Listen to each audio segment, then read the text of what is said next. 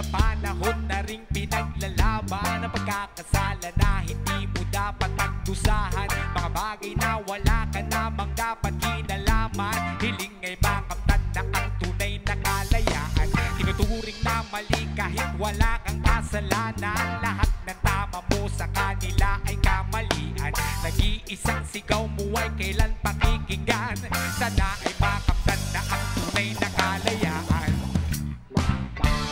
Kung kailan ka ba makakalaya, kung kailan nila ika'y mauunawa, kung kailan ka ba makakalaya,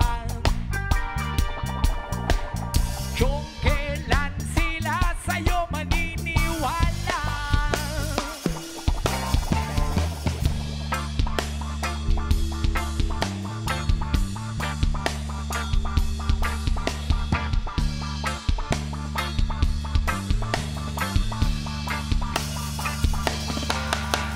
Ano pa bang kailangan at dapat na patunayan? Alam naman nila ang iyong tunay na pakinabang.